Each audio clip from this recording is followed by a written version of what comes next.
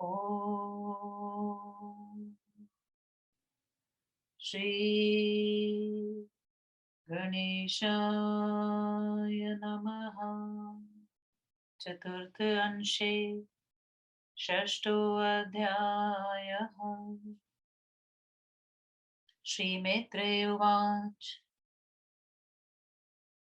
सूर्यस्य वंश्या भगवन् कथिता भवता मम सोमस्याप्यखिलान् वंश्या श्रोतुमिच्छामि पार्थिवाम्। कीर्त्यते स्थिरकीर्तीनां येषां धापि सन्तति प्रसाद सुमुखस्तान् मे ब्रह्मानाख्यातुमर्हसि। श्रीपराशर उवाच श्रूयतां मुनिशार्दूलः वंशं प्रथिततेजसा सोमस्यानुक्रमाख्याता यत्रोर्विपत्तयो भवन। अयं हि वंशोऽतिबल पराक्रम धृतिशीलः चेष्टावधीर्ति गुणान् वितेर्ण घोषयति कार्तवीर्यार्जुनादिभिर्भूपालैरलङ्कृता सतमहं कथयामि श्रूयतामखिल जगत्। स्रष्टुर्भगवतो नारायणस्य नाभिसरोजसमुद्भवाज योनिर्ब्रह्मणः पुत्रो अत्रि अत्रे स सोमः।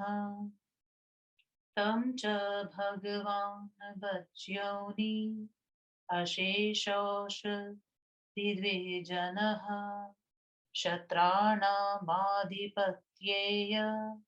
अभयशेषयत्तः स च राजसूयं क्रोत तत्प्रभावाद्युत्कृष्टः धीपत्याधिष्ठत्रित्वा चैनं मद आविवेशः मदावलेपाचः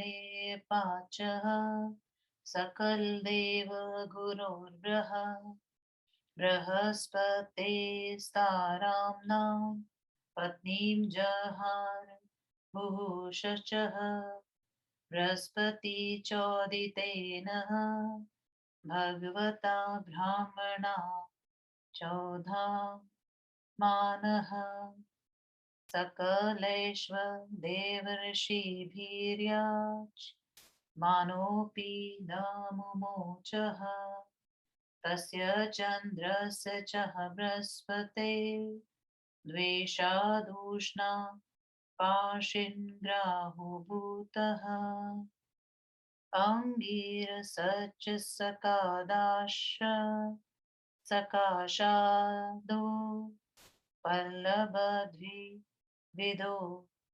भगवान् रुद्रो बृहस्पति सहायम् करोत यत् शोचना ततो जम्बुकुम्बाधा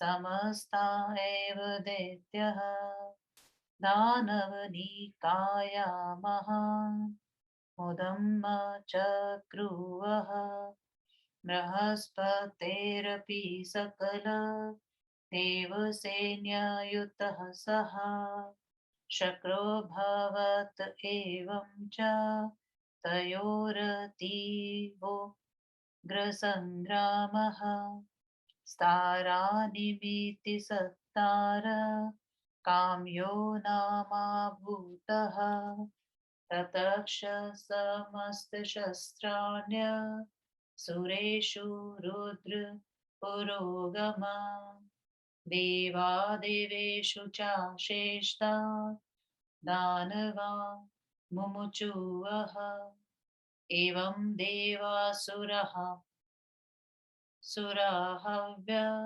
संक्षोभक्षुब्ध हृदयमशेषः मेव जगदहाणम् शरणं जगामः ततश्च भगवान् योनिरप्युशंसमा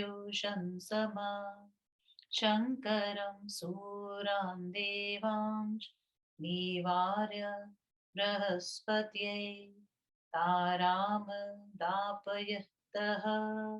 तां चान्तः प्रसवाम लोकय बृहस्पतिरप्या देशमं क्षेत्रभवत्या यस्य सूतो धार्यस्य मुतस्रजेन मल्मला मतिधाष्ट येनेति स च तेनैव मुक्तति पतिव्रता भृतृवचना ननतरं तिमिषिः कास्तं गर्भमुत्सर्ज सचोत श्रेष्ठमात्रः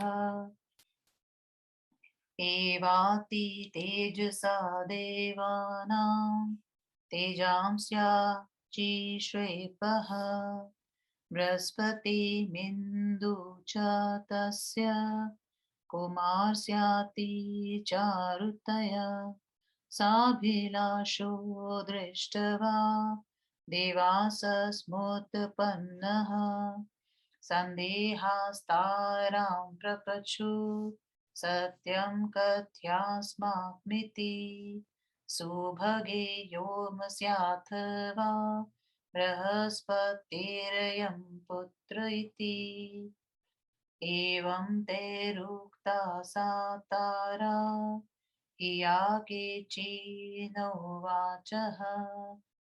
बहुशोऽप्यभिहिताः यदासो देवेभ्यो नाचचक्षे ततसः कुमार स्तां शप्तुमुदत्तः प्राहादुष्टे अम्बः तस्मान्ममतातम नाख्यासि अधैवते व्यलीकल्लज्जावत्या स्तता शास्तिमहं करोमि यथा च नैवमधाप्यति मन्थरवचनः भविष्यसीति अथ भगवानः पितामहं तं कुमारं सनिवार्य स्वयं पृच्छन्ताम् ताराम कथ्य वत्से कस्यायमात्मजः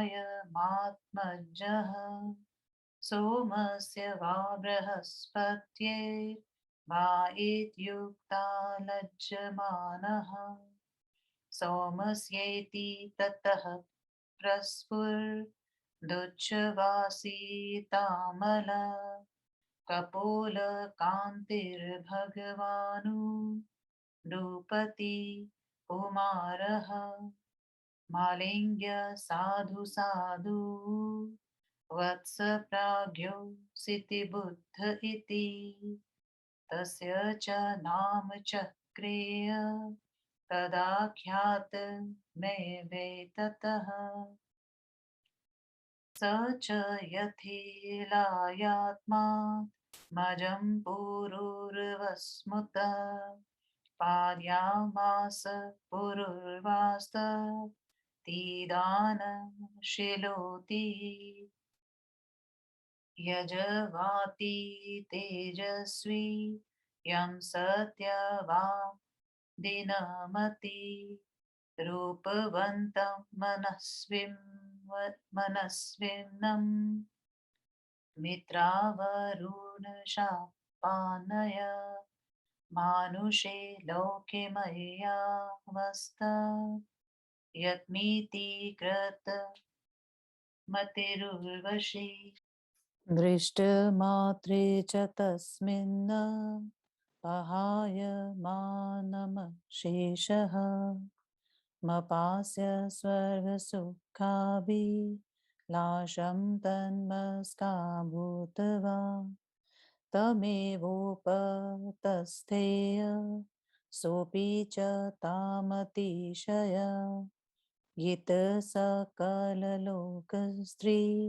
कान्ति सौकुमारय लावण्यगतिविलासः सादिगुणावलोकय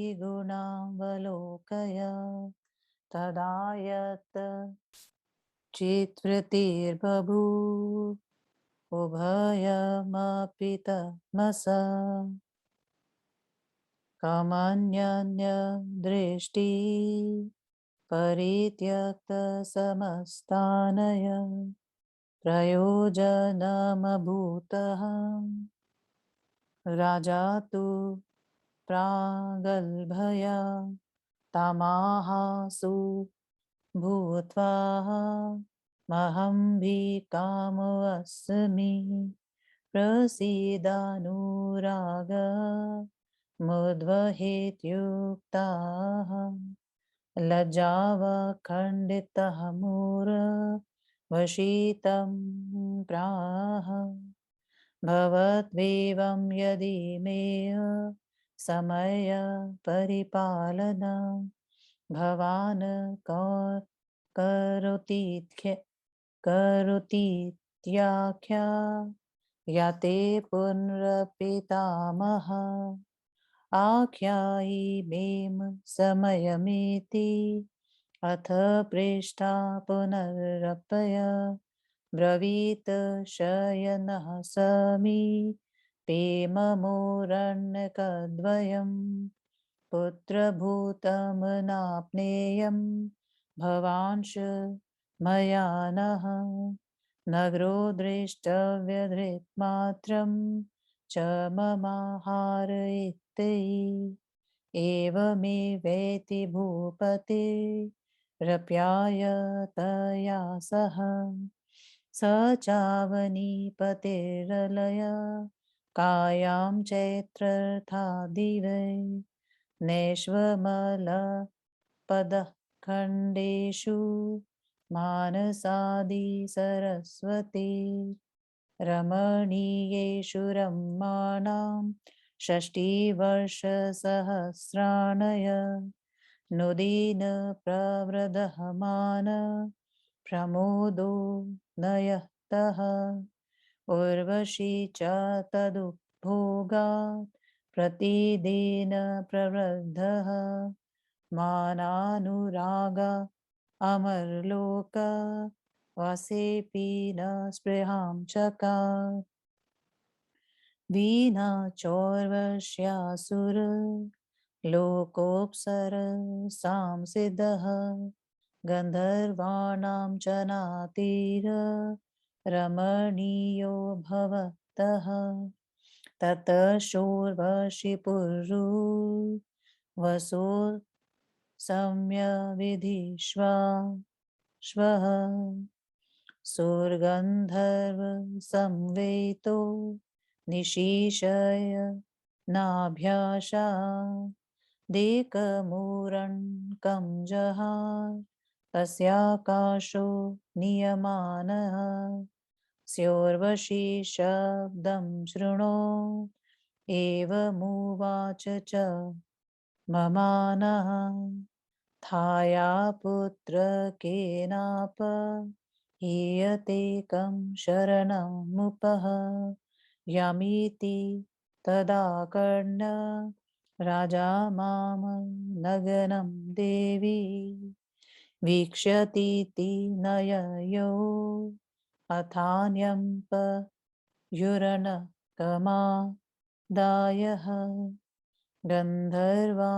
ययुतस्या पहीयमानस्या कर्णय शब्दमाकाशे पुनरप्य नाथा सम्यं भृत्रिका का पुरुषा शयेत्यात राविणी बभूवः राजाप्यमर्षवशादन् अन्धकार मेतदीतिः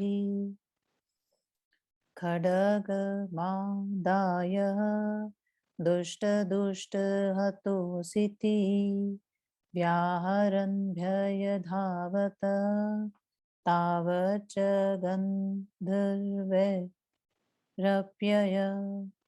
तीवोज्ज्वला विधुजनिता तत्प्रभ्या चोर्वशिः राजानं पगताम्बरं दृष्ट्वा पवृत्सम्मया तत्क्षणादेवापक्रान्ता परित्यजय तावप्युरणकौ गन्धर्वाससुरलोकमुपगता राजापि च तौ मेषा वादायाति हष्टमना यवशयनमायातो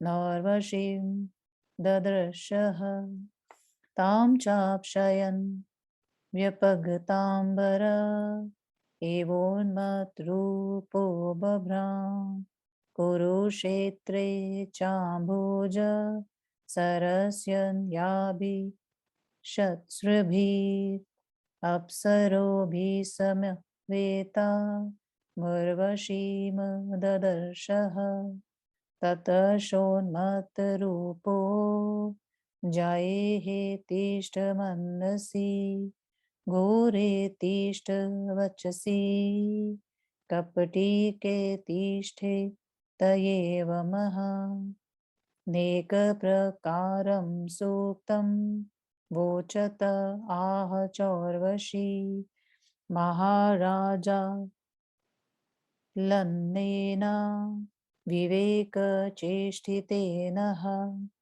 अन्तर्वत्न्यहंस दान्ते भवतात्र गन्तव्यं कुमारस्ते भविष्यति एकां च निशामहं तव्यासः वक्ष्यामि युक्तः प्रहष्ट सस्वपुरमा जगाम तांसां चाप सरसामुर्वशी कथया मास अयं च पुरुषोत कृष्टो येनाहमेतावन्तम्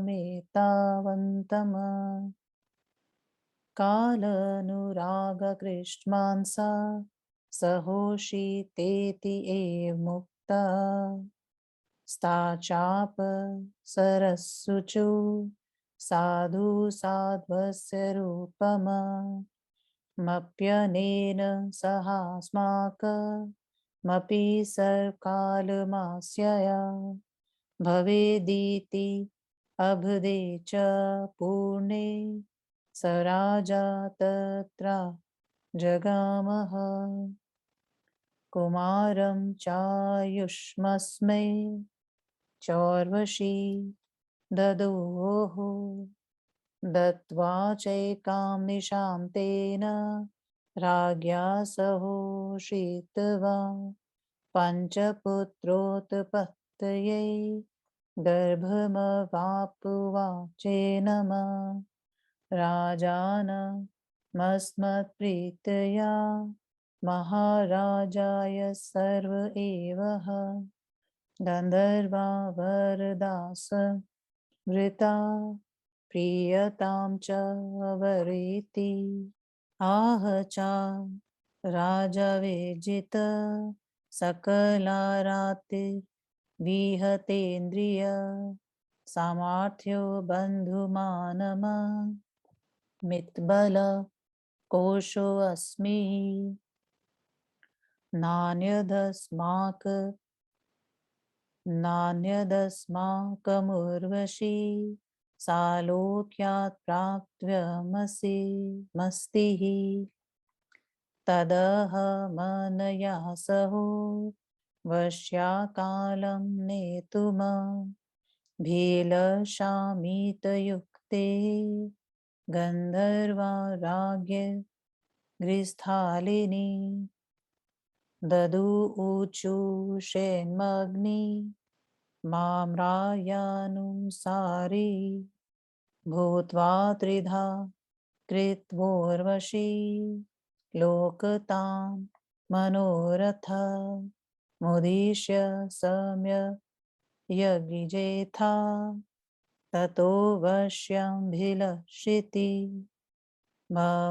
वाप्य सयसीत्युक्त स्थाम्नाग्निस्थालिमादायः जगाम अन्तर्तव्यां चिन्तयत् अहो मेऽतीवः मूढदा किं हम गर्वं बहिस्थालिमये शानिता नर्वशीति अथेनाम तव्यामेवाग्निस्थालिमि तत्याजस्वः पुरं च जगाम व्यतीते अर्धरात्रे विनिद्रशा चिन्त्यतः ममोर्वशी सालोकय प्राप्त्यर्थमग्निस्थाली गन्धर्वेन्द्रतसा च मयाटव्यां परित्यक्ता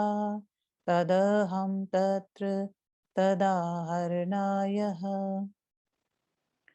यास्यामीत्युत्थाय तत्राप्युपगतो नाग्निः स्थालीं पश्यतः शमी गर्भचाश्वत्थं गीर्स्थाली स्थाने दृष्ट्वा चिन्त्यतः मया त्राग्निस्थाली निषेप्ता सा चाश्वत्थ शशमीगर्भोभूतः तदेन मेवहमग्नि रूपमादाय स्वपुरमा भीगम्य यारणीं कृत्वा तदुत्पन्ना घेनुरूपांसितम् करिष्यामीति एव मे स्वपुरं भीगम्यारणीं चकार तत्प्रमाणं चाङ्गुले कुर्वन्नः गायत्रीं पठतः चाक्षरं संख्यान्येव गोलान्यरण्यभवत् तत्राग्निर्मथयाग्निः त्रयमामायानुसारी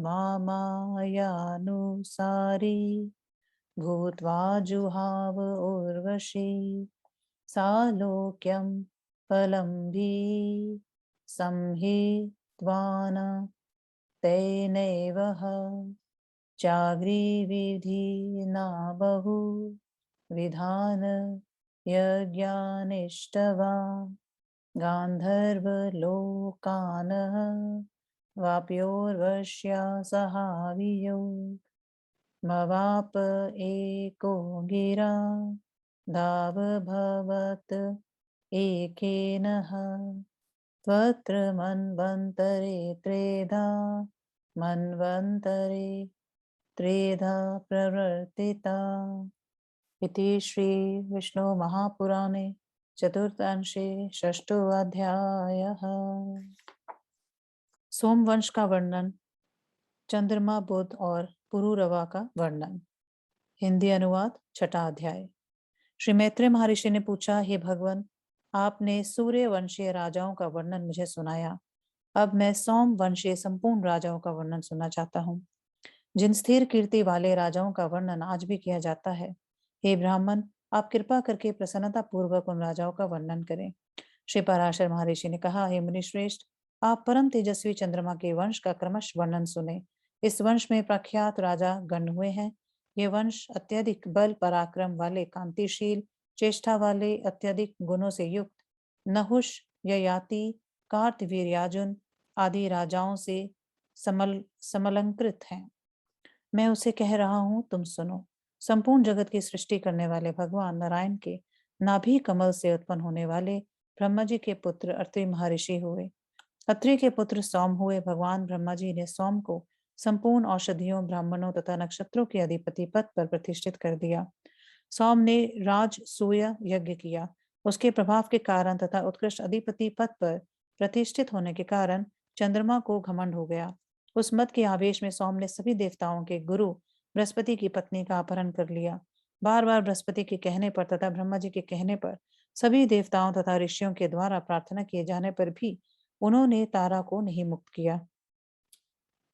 बृहस्पति से द्वेष करने के कारण शुक्राचार्य भी चंद्रमा के सहायक हो गए। अंगिरा से विद्या प्राप्त करने वाले भगवान रुद्र बृहस्पति के सहायक हो गए। शुक्राचार्य के सहायक होने के कारण जम्ब कुंभ आदि सभी दैत्य तथा दानवों ने भी खूब उद्योग किया। बृहस्पति के भी संपूर्ण देव सेना के इंद्र सहायक हो गए। इस प्रकार तार कामय नामक घोर युद्ध तारा के लिए प्रारंभ हो गया। उसके कारण रुद्र के सेनापतित्व में चलने वाले इस युद्ध में देवता सभी शस्त्रों का प्रयोग दैत्यों पर किए और देवताओं पर दानवों ने शस्त्रों का प्रयोग किया।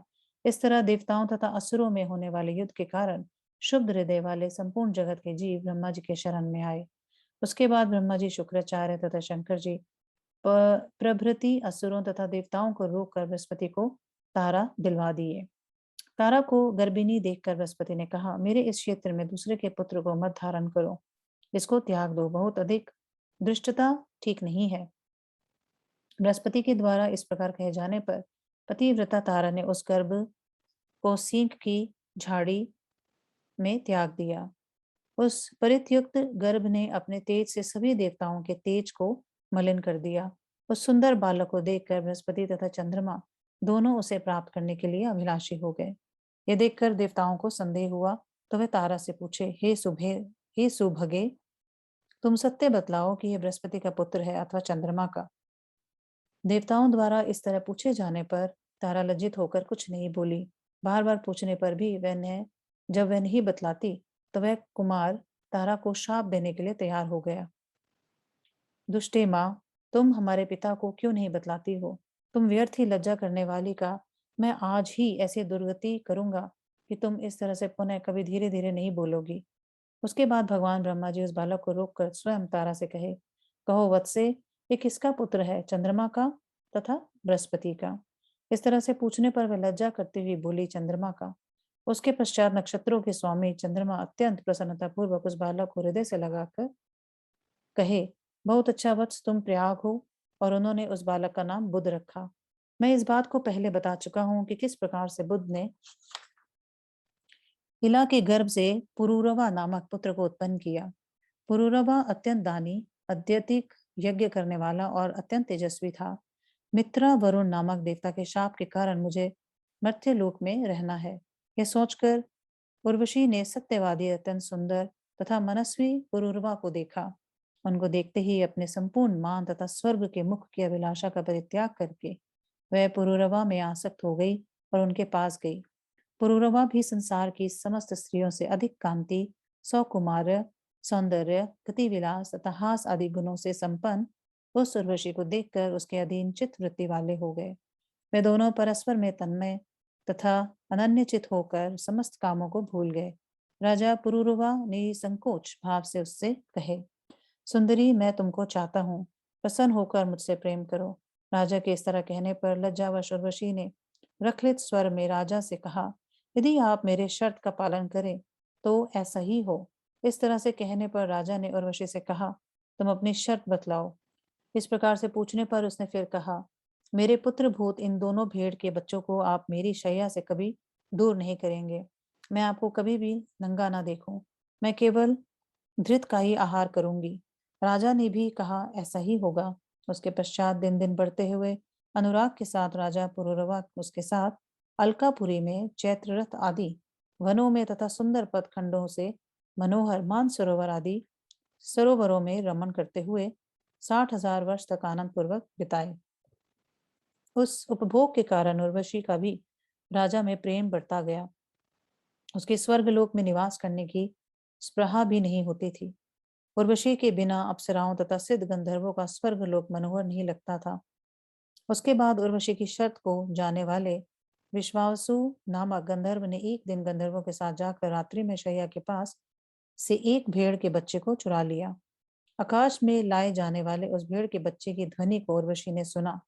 उसने कहा, मुझ अनाथ के पुत्र का अपहरण कौन कर रहा है? मैं किसके शरण में जाऊं? उसको सुनकर राजा इसलिए नहीं गए कि देवी मुझे नग्न देख लेगी। उसके बाद दूसरे पूर्णक भीड़ के बच्चे को लेकर गंधर्व चले गए। उस हरण किए जाने वाले उर्णक के शब्द को आकाश में सुनकर उर्वशी ने कहा, मैं अनाथ हूँ, मेरा कोई स्वामी नहीं है, कायर पुरुष के अधीन हूँ। इस तरह से आर्त रुदन करने लगी। राजा भी, इस समय अंधकार है, रानी मुझे नहीं देख सकेगी। यह सोचकर हाथ में तलवार लेकर दुष्ट तू मारा गया, यह कहते हुए उसके पीछे दौड़े। उसी समय गंधर्वों ने अत्यंत उज्जवल बिजली प्रकट कर ली। उसकी प्रभा से उर्वशी राजा को नग्न देखकर शर्त टूट जाने के कारण उसी समय वहां से चली गई। गंधर्व भी उन दोनों उरन को वहीं छोड़कर देवलोक में चले गए। राजा भी उन दोनों उरन को लेकर अत्यंत प्रसन्नता पूर्वक अपनी शैया के पास आए, किंतु उर्वशी को नहीं देखा। उसको नहीं देखकर नंगे ही राजा विक्षिप्त होकर घूमने लगे। एक बार कुरुक्षेत्र में कमल सरोवर में दूसरी 4 अप्सराओं के साथ उन्होंने उर्वशी को देखा। उसके पश्चात उन्मत्त के समान, हे जाए ठहरो, अरे निष्ठुर हृदय वाली रुको, अरे कपट में बात करने वाली रुको, इस तरह से अनेक बातों को कहे। उर्वशी ने कहा, महाराज, इस तरह अविवेकमय चेष्टा करना व्यर्थ है। मैं गर्भवती हूँ। वर्ष के अंत में आप यहाँ आइएगा। इस समय आपका एक पुत्र होगा। मैं भी एक रात आपके साथ रहूंगी। इस तरह से कहे जाने पर राजा प्रसन्न होकर अपनी नगरी में चले गए। वन अप्सराओं से उर्वशी ने कहा, यही वे श्रेष्ठ पुरुष है जिनके साथ मैं प्रेम पूर्वक इतने दिनों तक बिताया। इस तरह से कहे जाने पर उन सबों ने कहा, बहुत अच्छा, इनका रूप भी अत्यंत मनोहर है। इनके साथ हम लोगों का भी सर्वदा सहवास हो। वर्ष पूरा होने पर वे राजा वहां आए। उनको आयुष नामक बालक को उर्वशी ने दिया। उन्हें देखकर वह उनके साथ एक रात बिताई और 5 पुत्रों को उत्पन्न करने के लिए गर्भवती हो गई। राजा से उर्वशी ने कहा, मेरे प्रति प्रेम होने के कारण सभी गंधर्व महाराज को वरदान देना चाहते हैं। आप वर मांगिए। राजा ने कहा, मैंने अपने समस्त शत्रुओं को जीत लिया है। मेरी इंद्रियों का सामर्थ्य समाप्त नहीं हुआ है। मैं बंधुओं तथा असंख्य सेना एवं कोष से संपन्न हूँ। मेरे लिए उर्वशी के सालोक्य के अतिरिक्त कुछ भी प्राप्तव्य नहीं है। अतएव मैं इस उर्वशी के साथ अपना समय बिताना चाहता हूँ। इस तरह से राजा के कहने पर देवताओं ने उन्हें एक अग्नि की स्थाली प्रदान की और कहा, इस अग्नि का वैदिक विधि से गार्हपत्य, आवहनीय एवं दक्षिणाग्नि रूप 3 भेद करके उर्वशी की सुलुप्ता की प्राप्ति की कामना से अच्छी तरह से यज्ञ करना। ऐसा करके तुम अवश्य अपनी अभिलषित मनोरथ को प्राप्त करोगे। इस तरह कहे जाने पर राजा उस अग्नि की इस थाली को लेकर चले गए। उसके बाद एक वन में पहुंचकर राजा ने सोचा कि मैं कितना मूर्ख हूँ, मैंने ये क्या किया। मैंने अग्नि की इस थाली तो लाया, किंतु उर्वशी को नहीं लाया। उसके बाद राजा ने उस थाली को वन में ही त्याग दिया और अपने नगर में चले गए। आधी रात को नींद खुल जाने पर राजा ने सोचा, उर्वशी की सलोकता प्राप्ति के लिए गंधर्वों ने मुझे अग्नि की इस थाली दी थी, उसको मैंने वन में ही त्याग दिया, अतः मैं उसको लाने के लिए वहां जाऊंगा। जग कर राजा वहां गया, किंतु वहां पर अग्नि स्थाली को नहीं देखा। अग्नि स्थाली के स्थान पर शमी गर्भ पीपल को देखकर उसने विचार किया, मैंने यहीं पर अग्नि स्थाली को रखा था। वह स्थाली शमी गर्भ पीपल हो गई। अतएव इस अग्नि स्वरूप अश्वत्थ को ही ले चलो। इसी का अरणी बनवाकर उससे उत्पन्न अग्नि की उपासना करूंगा। इसी प्रकार सोचकर राजा ने अपनी नगरी में आकर अरणी का निर्माण कराया। उसके पश्चात उस काष्ठ को 1 अंगुल नाप कर गायत्री मंत्र का पाठ किया। गायत्री का पाठ करते हुए गायत्री के अक्षरों की संख्या के बराबर 24 अंगुल की अरणी हो गई। उसमें अग्नि का मंथन करके तीनों प्रकार की अग्नियों को प्रकट किया और उसके बाद वेदानुसार उसमें होम किया।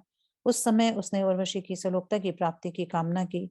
उसी अग्नि के विधान से उसने अनेक प्रकार के यज्ञों को करके गंधर्व लोक में जाकर उर्वशी की कभी कमी समाप्त होने वाली सलोकता को प्राप्त किया।